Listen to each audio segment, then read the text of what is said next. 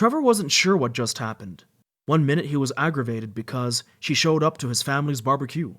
The instant flood of memories she brought just by being there were bittersweet. The next thing he knew, he was surging with emotions he didn't fully understand.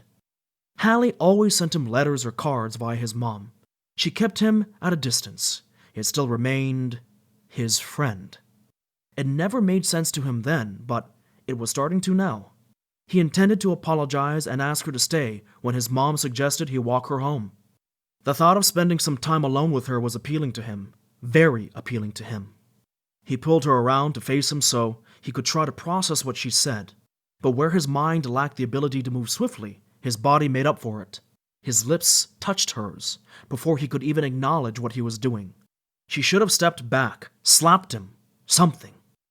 She should have done anything other than what she did. Halle's arms moved around him and pulled him closer.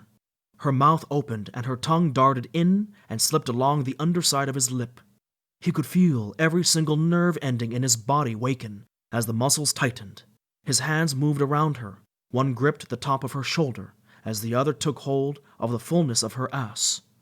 Good Lord, he was touching her ass! A horn blew a few times and a shout sounded out. Get a broom for crying out loud! He let go of her and took a staggering step back. She seemed just as stunned as he was. Her gray eyes, soft and seductive, always had his attention. Even when they were kids, he thought she was beautiful. She was more than a few years younger than he was. By the time he was in his late teens, her sister had made the first move on him. Unlike Halle, Kim would not hesitate to take what she wanted without regret or consideration for anyone else, even then. He waited too long to say anything.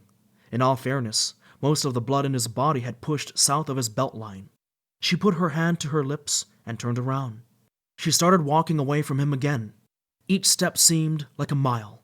She was too far away from him and she was barely out of reach. Each sway of her hips seemed to send out a homing beacon. What was he doing? His feet propelled him forward as he followed her. He didn't recognize his own voice as he whispered, Halle, wait. She shook her head no and picked up the pace. He didn't want to chase her. It was bad enough he was still following her. He couldn't help himself. When she started to run, a familiar giggle on the air, he ran after her. He found himself following an unforgettable path as she ran down the street, around her house, through the backyard, and then climbed the stairs to the old treehouse.